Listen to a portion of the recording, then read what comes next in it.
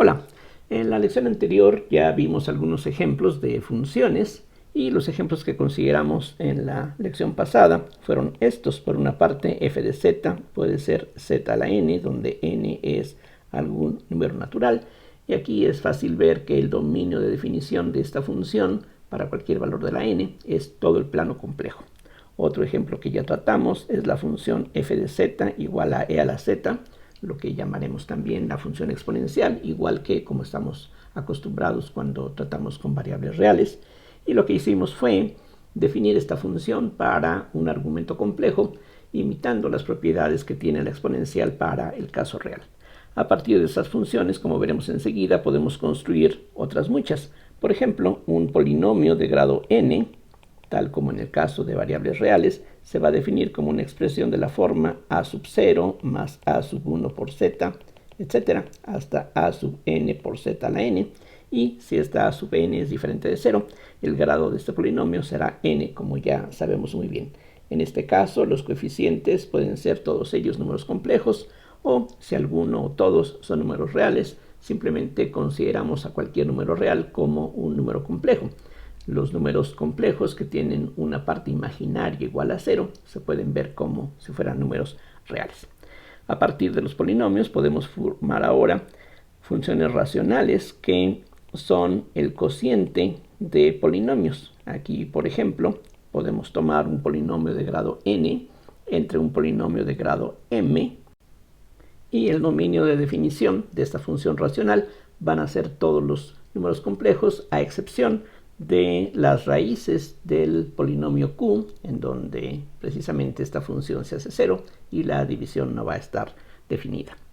Ahora podemos ver algunas funciones que básicamente conocemos también, que se pueden construir a partir de la función exponencial. Vamos a definir primero las funciones trigonométricas, por ejemplo, el coseno de z, donde z ahora es cualquier número complejo, lo vamos a definir como e a la i z más e a la menos i z sobre 2, mientras que el seno de z va a estar definido como e a la i z menos e a la menos i z sobre 2i. Entonces aquí simplemente recalco que z puede ser cualquier número complejo, y estas expresiones están bien definidas porque del lado derecho en cada una de esas expresiones tenemos exponenciales que ya sabemos que están definidas para cualquier número complejo. Entonces aquí el coseno y el seno van a tener como dominio de definición todo el plano complejo.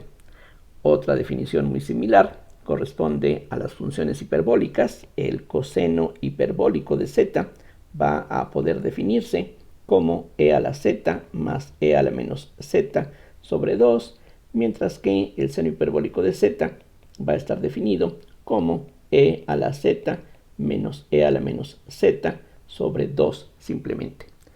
Aquí también el dominio de definición de estas funciones hiperbólicas va a ser todo el plano complejo, y algo que podemos ver a partir de estas definiciones, por ejemplo, es que el coseno cuadrado de z más el seno cuadrado de z, es fácil convencerse de que esto sigue siendo 1, tal como ya conocíamos en el caso de variables reales. Aquí, para cualquier z complejo, esto se cumple automáticamente de acuerdo con estas definiciones. Y en forma similar, uno puede ver que el coseno hiperbólico al cuadrado de z menos el seno cuadrado hiperbólico de z, esto es igual a 1, idénticamente, tal como conocíamos para el caso de argumentos reales.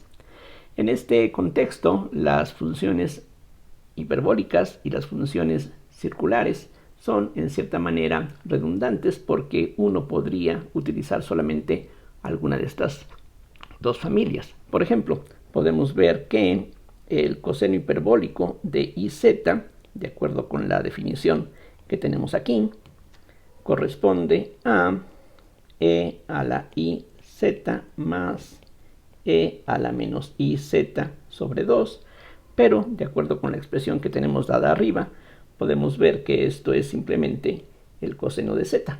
Así es de que en ese sentido, pues cualquier función coseno con cualquier argumento complejo se puede escribir en términos de un coseno hiperbólico, y en forma similar podemos ver que el seno hiperbólico de iz nuevamente a partir de la definición que aquí hemos dado. Eso sería e a la i z menos e a la menos i z sobre 2.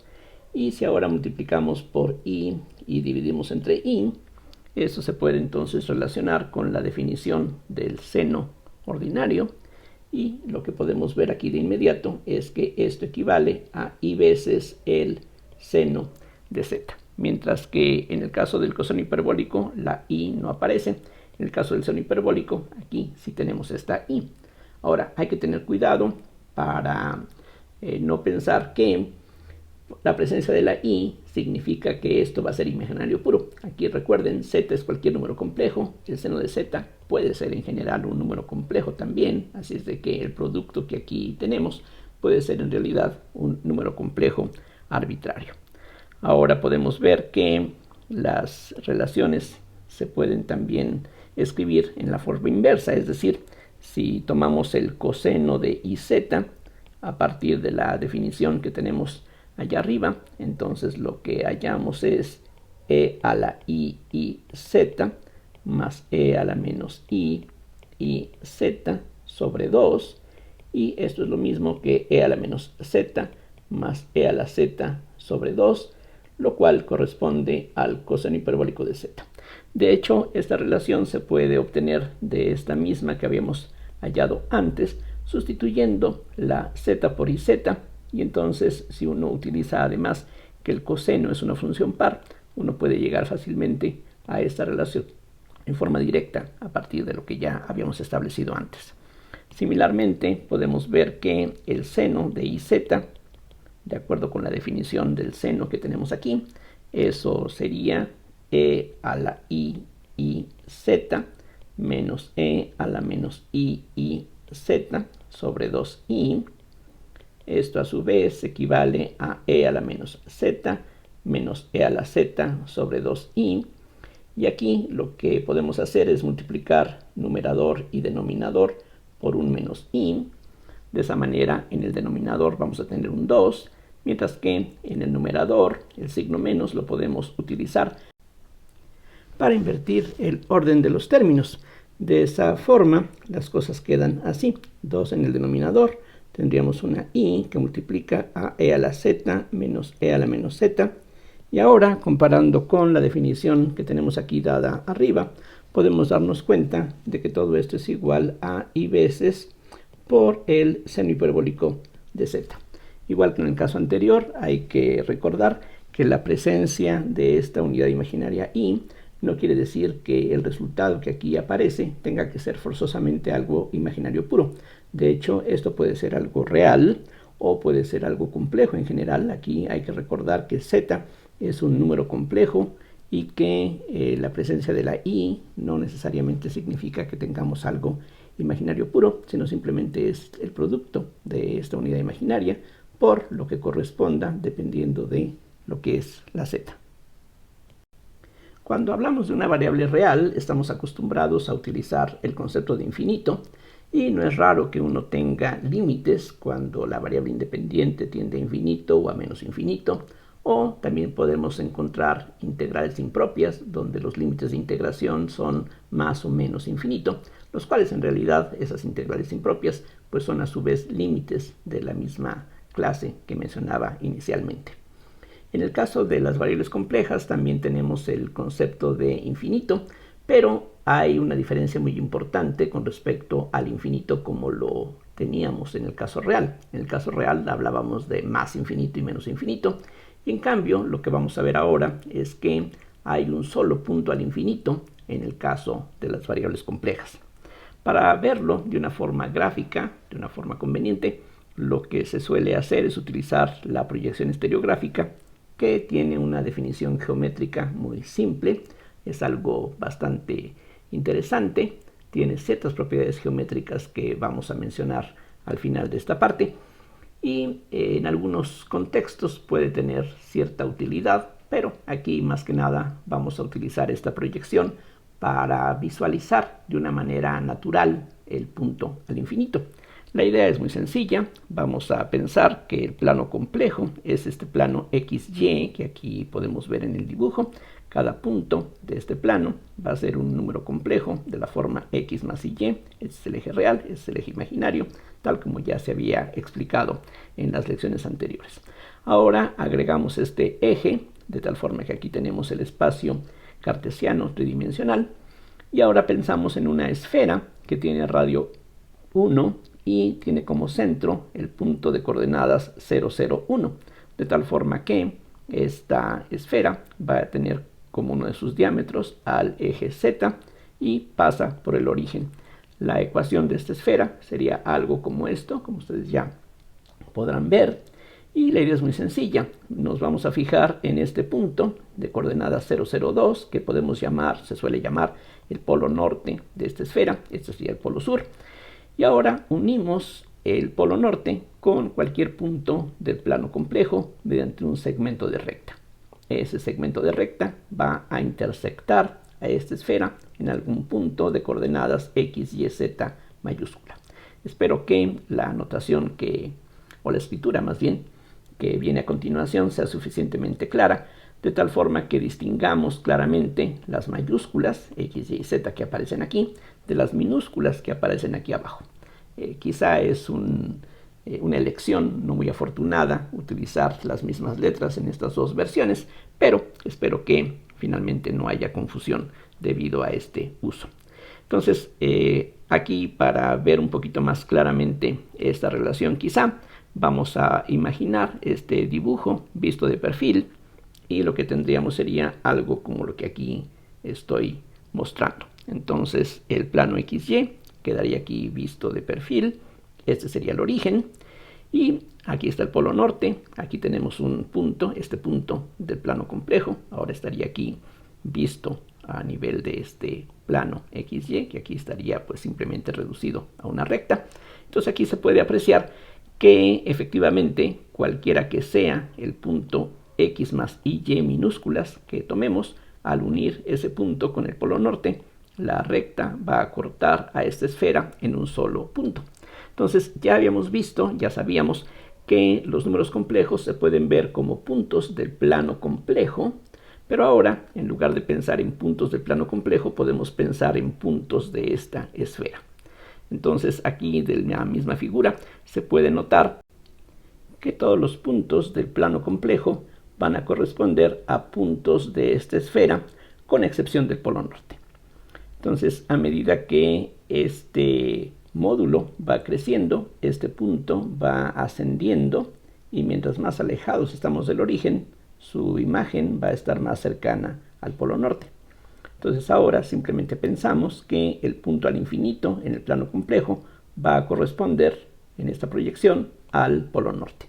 Lo que obtenemos entonces por una parte es lo que se llama el plano complejo extendido al unir a los números complejos el punto al infinito, y eso entonces mediante esta proyección va a corresponder ahora sí a la esfera completa, que en este contexto se conoce como la esfera de Riemann.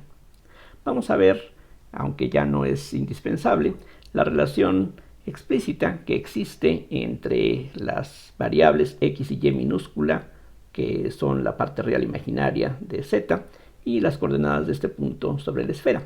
De hecho, el hecho de que se trata de una relación 1 a 1 se va a poder ver de las fórmulas que tendremos más adelante, pero más bien vamos a utilizar estas expresiones por ahora para mostrar ciertas características curiosas que tiene la proyección estereográfica, como veremos en unos momentos más.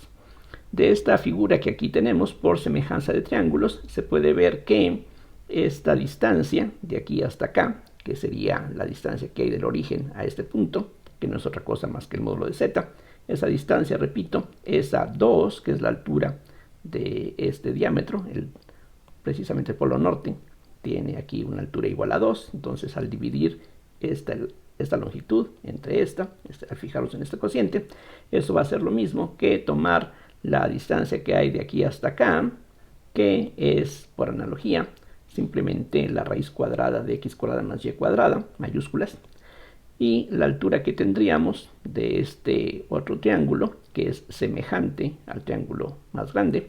Esta altura sería simplemente 2 menos z, porque este punto se encuentra a una altura de 2, que es lo que aquí tenemos escrito.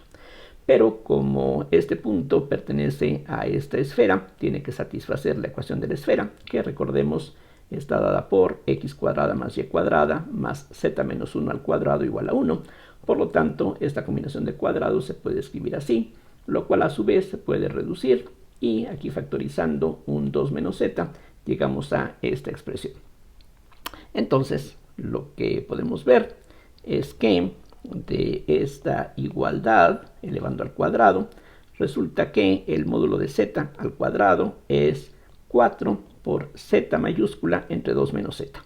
Aquí recuerden, la z es positiva porque estamos pensando en los puntos de esta esfera, y es menor que 2 porque precisamente aquí el máximo valor que podría tener la z es 2. Entonces, mientras estemos dentro de la esfera sin incluir el polo norte, aquí esta z no podría ser 2. Precisamente cuando nos acercamos, decía, al polo norte, este cociente tiende a infinito, como ya se había visto aquí en forma gráfica, pero ahora lo podemos constatar a partir de esta expresión.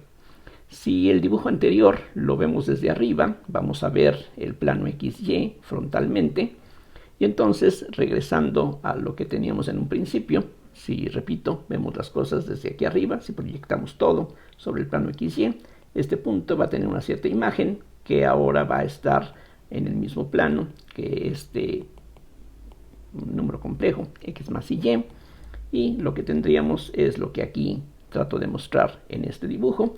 Y aquí de nuevo lo que se puede aprovechar es la semejanza de triángulos, y directamente x es a x mayúscula, como y es a y minúscula, es a y mayúscula, y este cociente va a ser conveniente llamarlo lambda, por ejemplo.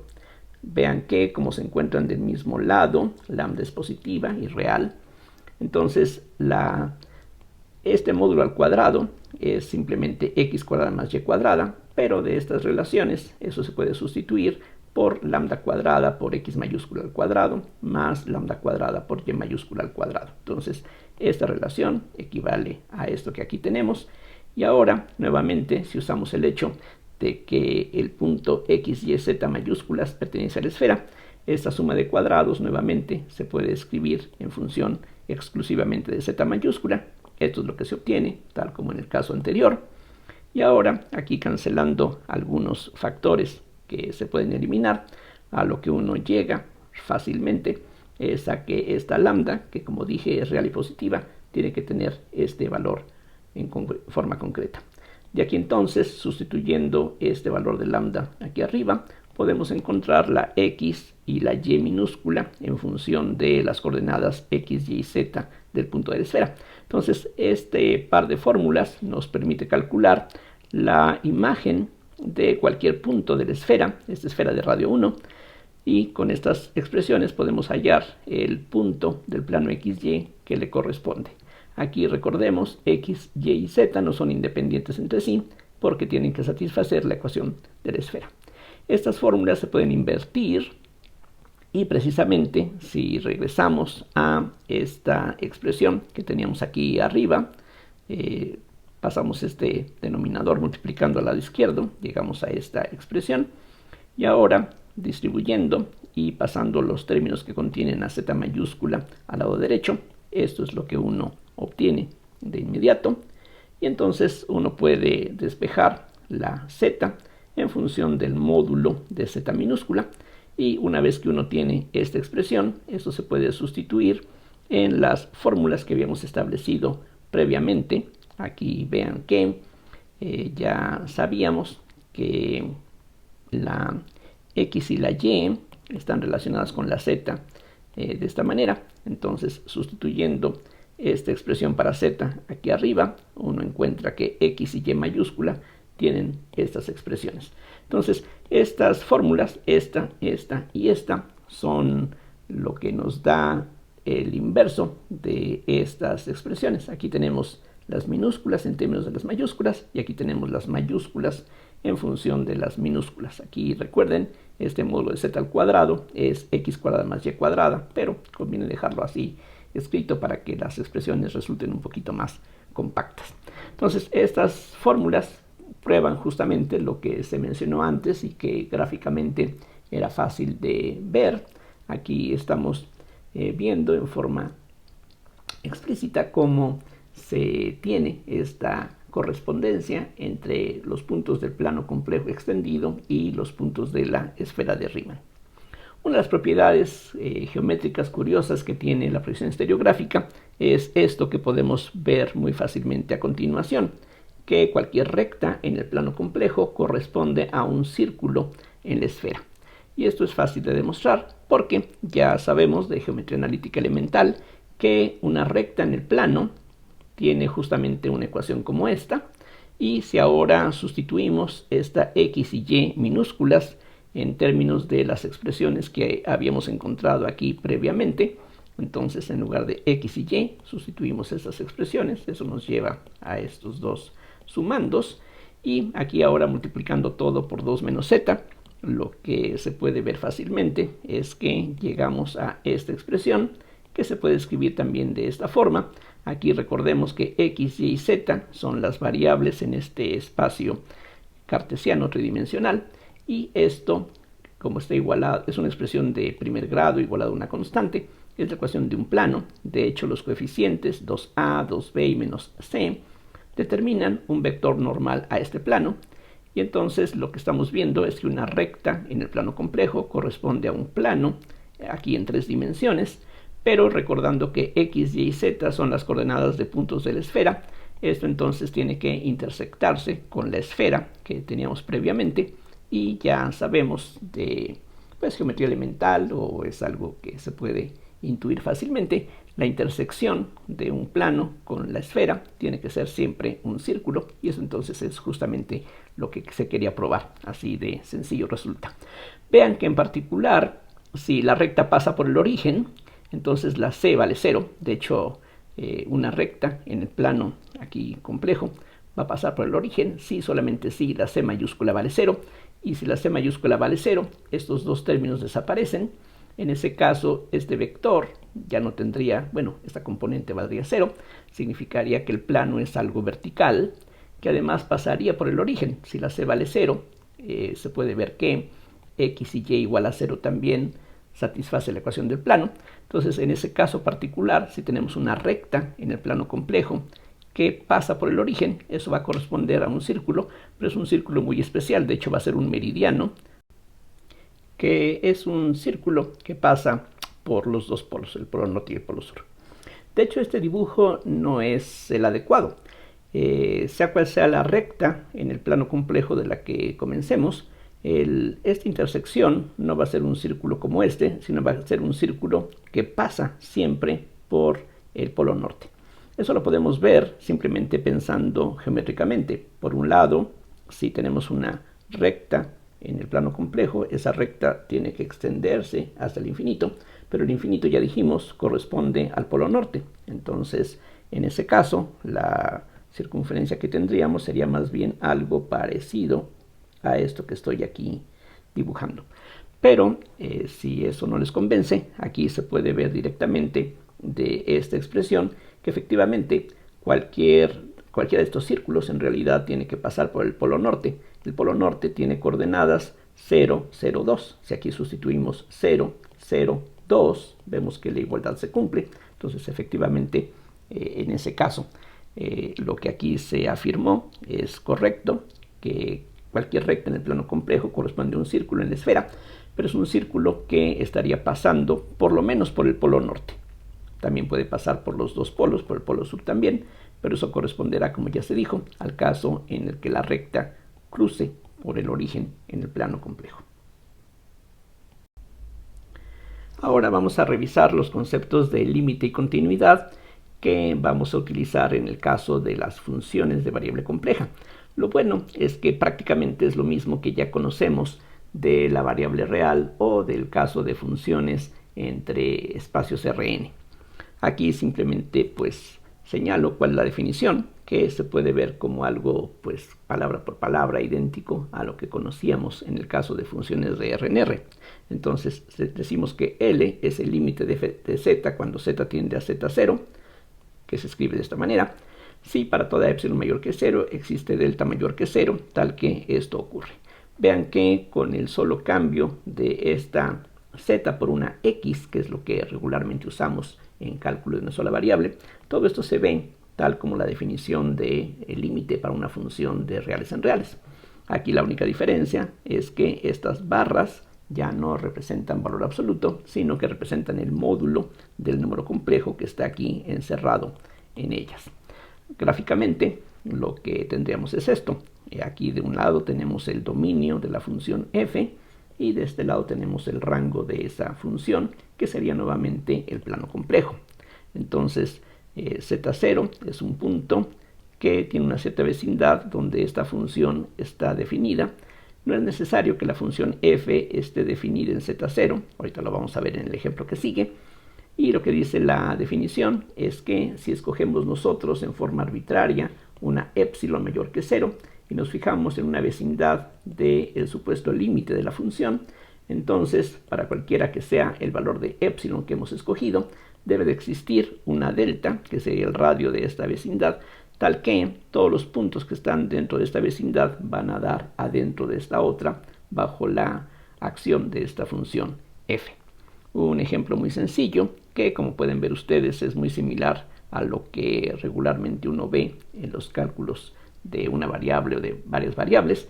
Aquí tomemos este caso, tenemos este cociente, aquí precisamente este sería un ejemplo de una función racional. Vean que el numerador es un polinomio de grado 2, el denominador es un polinomio de grado 1, y aquí justamente el ejemplo está escogido para que este punto z igual a menos 2i sea algo interesante. Como decía antes, la función no tiene que estar definida justamente en el punto z0, y eso es lo que ocurre aquí.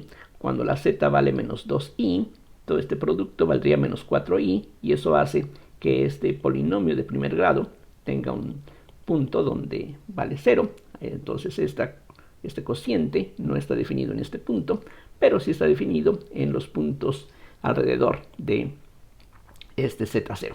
De hecho, el dominio de esta función sería todo el plano complejo con la excepción de menos 2i.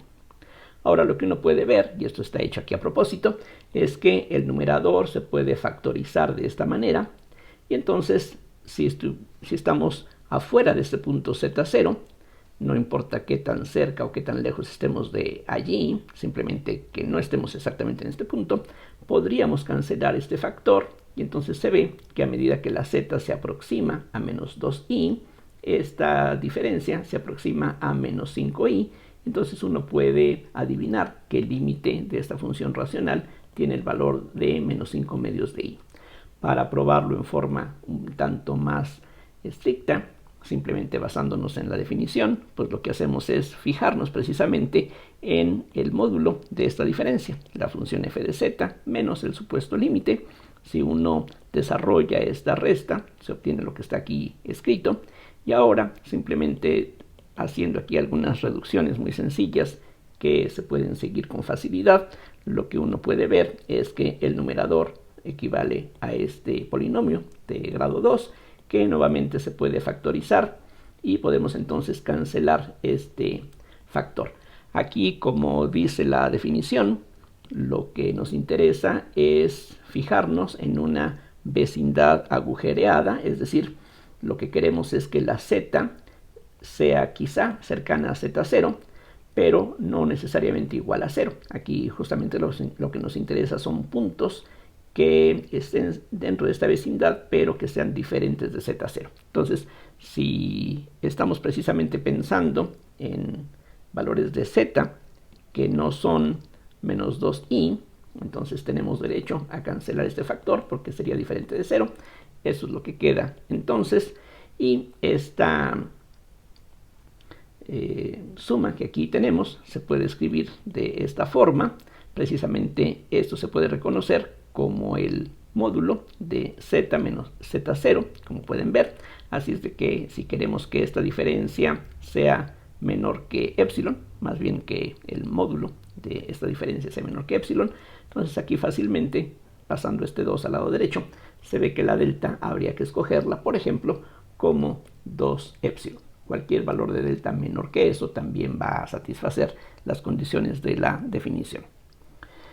Las propiedades de los límites pues se puede ver que son similares a las que conocemos de la variable real y de las funciones de varias variables, así es de que aquí no vamos a detenernos mucho en repasar estas cosas que son prácticamente idénticas a lo que ya conocemos. Y lo mismo ocurre con el concepto de continuidad. Decimos que una función f es continua en un punto si el límite cuando z tiende a z0 de f de z es igual a f de z0.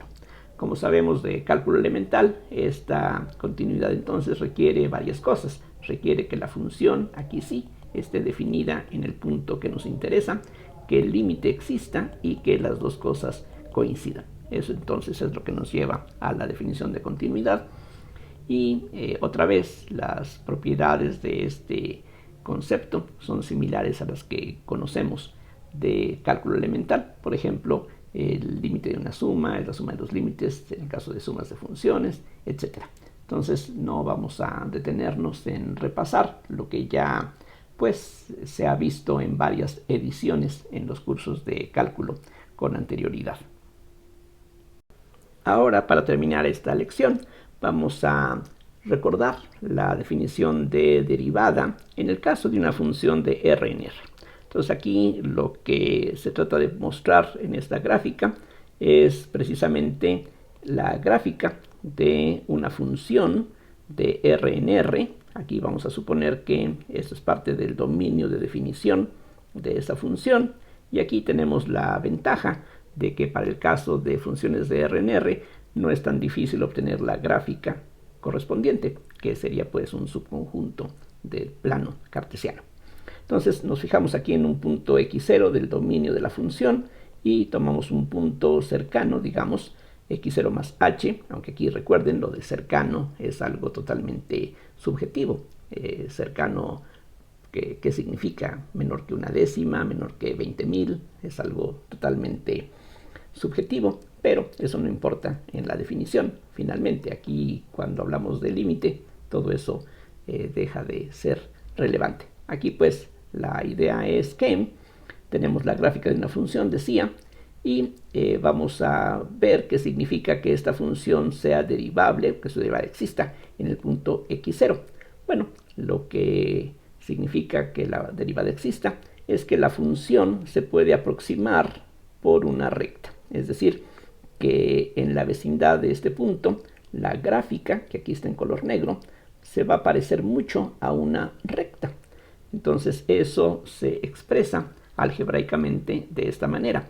Aquí precisamente esta diferencia que aparece del lado izquierdo de la igualdad sería la diferencia de valores de la función en x0 más h. Esta altura precisamente es f de x0 más h. F de x0 es esta otra altura. Entonces esta diferencia es lo que aquí está indicado en este segmento. Lo que estamos diciendo es que esa diferencia se puede escribir como el producto simplemente de m por h. Aquí m sería la pendiente de esta recta tangente, como sabemos, y h es el incremento en el valor de la variable independiente. Y esta eta sería el error que hay entre la diferencia real de los valores de la función y este valor aproximado que se obtiene ajustando esta gráfica a una recta, que es la que está aquí en color azul. Precisamente lo que necesitamos es que esta diferencia, eta, sea algo que tiende a cero rápidamente, y eso se expresa de una manera estricta de esta forma, diciendo que el límite de eta entre h, cuando h tiende a cero, es cero, lo cual, grosso modo, quiere decir que esta eta tiende a cero más rápidamente que la h misma. Y en forma burda, podríamos decir pues que la diferencia de los valores de la función se puede aproximar por lo que se obtiene a partir de esta recta tangente. Si uno divide ambos lados de esta igualdad entre h y toma el límite cuando h tiende a cero, este término desaparece y lo que obtenemos es simplemente la definición elemental de la derivada, o sea que esta m, que es aquí la pendiente, pues nos da precisamente algo igual a la derivada de la función, que bueno, es algo que conocemos muy bien de cálculo elemental. Ahora vamos a recordar qué es lo que ocurre cuando estamos pensando en funciones de varias variables. De hecho, más concretamente vamos a pensar en una función que aquí se está llamando f mayúscula con una flechita encima para indicar que esta función tiene valores vectoriales, es decir, aquí vamos a considerar el caso particular de una función que va de R2 en R2. Entonces aquí tenemos un punto que se llama P y tenemos un punto vecino, vamos a decir, que es P más H. H sería precisamente el vector que une estos dos puntos.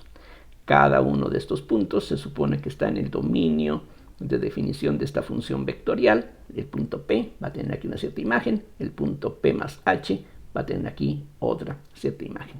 Aquí el problema es que si quisiéramos dibujar la gráfica de esta función, requeriríamos de 4 ejes, los ejes X, Y, U y V simultáneamente. Entonces, bueno, ante la dificultad de tener un diagrama así, pues lo representamos de esta forma. Lo que sí podemos hacer es copiar la parte algebraica. Vean que esta expresión es similar a la que teníamos aquí anteriormente. De hecho, lo que cambia es que ahora, en lugar de tener 2 puntos del eje real, tenemos 2 puntos, en este caso de R2, y del lado derecho lo que tenemos ya no son números reales, sino vectores, que en este caso pertenecen también a R2. Aquí eta, digamos, es el error que estaríamos generando cuando tratamos de aproximar esta función por algo lineal. Entonces, este producto que aquí aparece sería el análogo del producto que tenemos aquí. Pero la diferencia es que mientras que esta m es simplemente un número real, que finalmente es la derivada de la función en el punto x0, esta m es lo que se llama a veces la diferencial de la función f, o más convenientemente podemos decir que representa la matriz jacobiana de esta función en este punto. Es decir, esta m en general va a tener que representarse por una matriz, ya no va a ser un número como en este caso, sino que ahora lo que estamos nosotros pidiendo es que la diferencia entre estos valores de la función sea algo que dependa linealmente de la diferencia entre estos puntos, pero ahora esa función lineal ya no va a ser simplemente el producto por un número real, sino va a ser algo que se representa mediante una matriz. Y como ustedes deben de recordar de los cursos de cálculo en varias variables, esa matriz es precisamente lo que se conoce, decía, con la matriz jacobiana. Aquí precisamente lo que necesitamos nosotros es derivar las expresiones de u y b como funciones de x y y. De esta expresión uno puede hallar que si esta h, en lugar de tener una dirección arbitraria, es algo paralelo al eje x o paralelo al eje y, lo que vamos a obtener es cómo cambia la función f cuando variamos solamente la x o cuando variamos solamente la y eso precisamente nos lleva al concepto de derivadas parciales. En general, esta m tiene esta expresión. Aquí las derivadas estarían evaluadas en el punto que nos interesa y esta sería pues la expresión para esta transformación lineal. Aquí la h habría que verla como un vector de columna cuyas componentes cartesianas habría que poner como las entradas de esa columna justamente. Eta, como decía, es un vector aquí en este espacio de 2 dimensiones y el análogo de la condición que teníamos aquí previamente, esto que aquí se escribió de esta forma, ahora ya no se puede escribir así porque no podemos dividir entre vectores. Lo que sí podemos hacer es dividir entre la norma de vectores y entonces la condición que teníamos previamente en este caso se expresa así.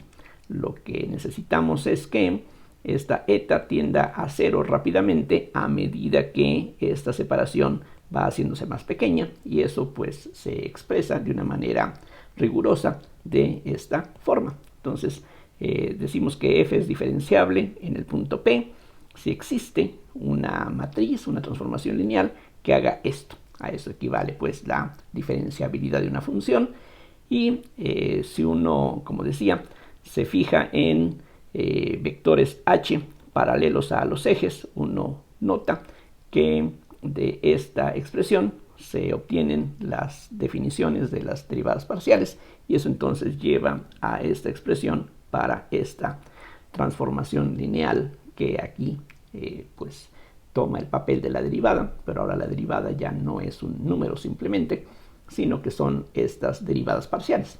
Todo esto debe de sonar bastante familiar. Bueno, aquí nos fijamos en el caso de funciones de R2 en R2, porque en cierta forma las funciones de variable compleja se parecen un poquito a lo que aquí tenemos. Porque esto podría ser el plano complejo y esto podría ser otra copia del plano complejo. La diferencia es que con los números complejos podemos hacer otras operaciones que no son posibles con los vectores. Como decía antes, no podemos dividir entre vectores, pero con los números complejos es algo que sí podemos hacer. ¿Cómo se ajustaría, cómo se adecuaría esta definición para el caso de funciones que van de el plano complejo en el plano complejo? Bueno, vamos a verlo. Lo que tendríamos es prácticamente lo mismo que veíamos aquí arriba. Ahora ya no ponemos esta f con una flecha encima. Aquí simplemente tomamos en cuenta que los valores de esta función son números complejos. Aquí u y b son la parte real y parte imaginaria de las imágenes de esta función que tiene como dominio aquí el plano complejo, donde x y y son la parte real e imaginaria de la variable z de la que depende esta función. Este punto z0 va a tener una cierta imagen bajo f, este otro punto vecino, otra vez lo de vecino es muy subjetivo, va a tener una cierta imagen de este otro lado. Y lo que queremos es, como en el caso anterior, decir que esta función es diferenciable si se puede aproximar por algo lineal. Entonces, lo que pedimos es algo similar a lo que teníamos en los casos anteriores, pero aquí la novedad es que en el caso de una función común y corriente de R2 en R2, este objeto que toma el lugar de la derivada, como decía, tiene que representarse por una matriz 2×2, 2×2 porque estamos yendo de R2 en R2. Si estuviéramos yendo de otras dimensiones, entonces ya esta matriz es una matriz rectangular donde no necesariamente van a coincidir el número de renglones y de columnas. Bueno, regresando al caso complejo, lo que vamos a pedir es prácticamente lo mismo que teníamos con las funciones de R2 en R2, excepto que aquí no vamos a pedir que esta m, que en el primer caso era la pendiente, en el segundo caso era la matriz jacobiana, aquí esta m vamos a pedir que sea un número complejo. Es decir, aquí estamos regresando prácticamente a lo que teníamos en el caso de funciones de R en R, que fue el primer caso que estábamos tratando. Aquí esta m, esta pendiente, es un número real que puede ser positivo o negativo. Y aquí lo que estamos pidiendo en el caso de funciones del plano complejo, en el plano complejo, es algo similar. Aquí ya no estamos interesados directamente en que esto corresponda a una matriz 2×2, sino que queremos específicamente que esto sea un número complejo. Entonces, el caso de funciones del plano complejo en el plano complejo es algo más especial que lo que teníamos para funciones de R2 en R2, porque esto que regularmente hubiese sido una matriz, aquí queremos que sea simplemente un número complejo. Entonces, ¿cómo funcionaría eso? ¿A qué nos lleva? Bueno, aquí están las conclusiones. Primero, esta h que teníamos previamente, que lo podemos ver como un vector en el plano xy, va a tener sus componentes cartesianas que estamos llamando h1 y h2. Entonces aquí tenemos dos opciones, verlas como las entradas, como las componentes de un vector, o verlas como la parte real y parte imaginaria de un número complejo. Ya en la primera lección habíamos hablado precisamente de eso, que un número complejo se puede ver de esta manera o se puede ver como un punto del plano cartesiano, en donde esas entradas son precisamente las coordenadas o las componentes de un cierto punto o un cierto vector. Entonces lo que queremos ahora es que esta m, más que ser una matriz, sea simplemente un cierto número complejo, y cualquier número complejo, otra vez, se puede escribir en esta forma normal. Y entonces este producto m por h sería la m, que es a más i b, por la h, que es h1 más i h2. Esa es una forma de verlo. Este producto ya sabemos cómo calcularlo, simplemente copiamos las propiedades de conmutatividad, distributividad, etcétera, que teníamos en el caso real. Esto es lo que se obtiene. Y esto último también se puede identificar, se puede ver como si fuera un vector. Así como este número complejo podemos separarlo en su parte real y su parte imaginaria, que son las componentes de este vector. Este número complejo también lo podemos separar en una parte real, que es una entrada, y la parte imaginaria es otra entrada. Pero esto último se puede escribir, como ustedes pueden ver, como el producto de una matriz 2 por 2 por una columna, que es lo que representa a este número complejo. Aquí es fácil darse cuenta de que al multiplicar siguiendo las reglas elementales, vamos a tener A por H1 menos B por H2, que es esta entrada, B por H1 más A por H2, que es esta otra entrada, y por lo tanto esta M, que en este caso queremos que sea un número complejo, va a corresponder a una matriz de esta forma. Es decir, aquí lo que está ocurriendo es que en el caso de una función de R2 en R2, que aquí repasábamos antes, esta matriz pues en principio podría tener cualquier forma, pero en el caso de funciones del plano complejo en sí mismo, la matriz que obtenemos, esta matriz jacobiana, ya no puede tener cualquier forma, sino que tiene que ser algo así de sencillo. Estas dos entradas tienen que coincidir, las que se encuentran en la diagonal, y las que se encuentran fuera de la diagonal tienen que diferir de signo. Eso es justamente lo que necesitamos para que este producto matricial equivalga a multiplicar por un número complejo. Entonces, eso quiere decir, si recordamos que estas entradas deben de corresponder a las derivadas parciales, aquí lo teníamos antes, esta es la matriz jacobiana, que es de forma derivando u y b con respecto a x y y. Bueno, en el caso específico de una función de los complejos en ellos mismos, lo que tiene que ocurrir es que estas parciales, que serían las parciales de u con respecto a x y de b con respecto a y, deben de coincidir, y esas otras parciales que se encuentran afuera de la diagonal tienen que diferir por un signo. Y esto es justamente lo que se conoce como las ecuaciones o condiciones de Cauchy-Riemann. La conclusión, ya para terminar, es que si vamos a tomar como definición, y eso es justamente lo que vamos a hacer, vamos a decir que una función de los complejos en los complejos es diferenciable si existe una m tal que esto ocurre, donde esta eta tiende a 0 más rápidamente que la h.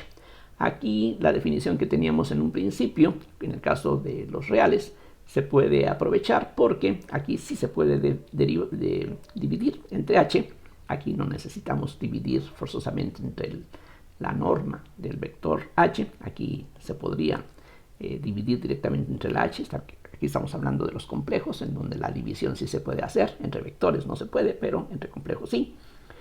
Y lo importante es que esto se puede ver como un caso particular de lo que teníamos para funciones de R2 en R2, pero para que este producto equivalga a un número complejo, lo que necesitamos es que las parciales satisfagan esta relación. Entonces, en conclusión, tomando esto como definición de la derivada, aquí vean que si dividimos entre h y tomamos el límite cuando h tiende a 0, lo que obtenemos es que la derivada en el punto z0 va a definirse de una manera que se ve tal como lo conocíamos en el caso de funciones de RNR, es decir, sería f de z0 más h menos f de z0 entre h. Aquí sí se puede dividir entre h, insisto. Entonces, esta expresión equivale a esto, y lo que tiene que ocurrir para que la derivada exista es que las parciales de la parte real y la parte imaginaria de la función f tienen que satisfacer estas condiciones de Cauchy-Riemann que vamos a estar pues tratando ya con más detenimiento en las lecciones posteriores.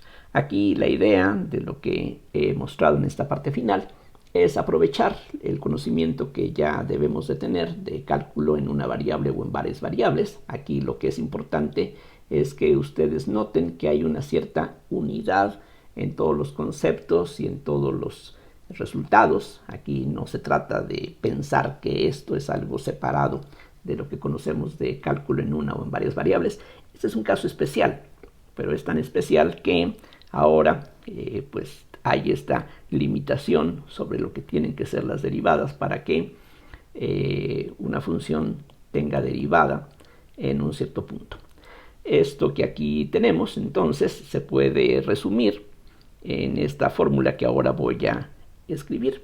Vean ustedes que habíamos dicho que esta m toma el papel de la derivada, y entonces lo que estamos concluyendo es que la derivada de la función en z0, que era a más ib, la a es esta entrada, o sea, la parcial de u con respecto a x en el punto z0, más ib, y la b es esta entrada, y esta entrada es justamente la parcial de b con respecto a x.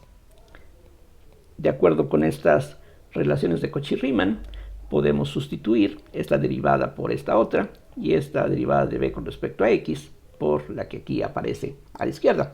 Tenemos aquí pues varias formas alternativas de escribir la derivada, pero insisto, todo esto es simplemente viendo un caso especial de los resultados que conocíamos para funciones de R2 en R2.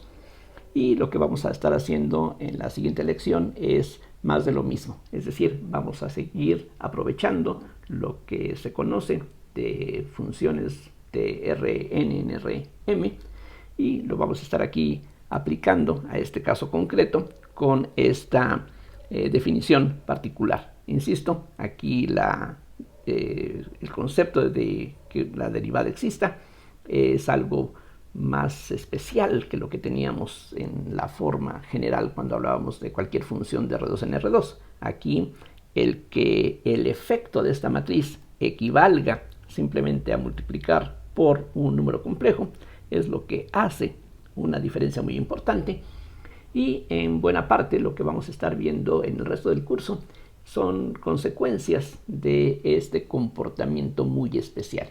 Lo que vamos a ver es que cuando una función es diferenciable o existe, automáticamente implica que todas sus derivadas a todos los órdenes van a existir también. Eso es algo que no pasa con funciones de R en R o con funciones de R2 en R2 en forma general. Aquí precisamente esta condición es fortísima y tiene unas consecuencias que son nada triviales. Bueno, con esto quiero terminar. Esta lección quizá es un poquito larga, pero espero que a pesar de eso resulte todo claro lo que aquí se ha expresado. Gracias por su atención y hasta la siguiente.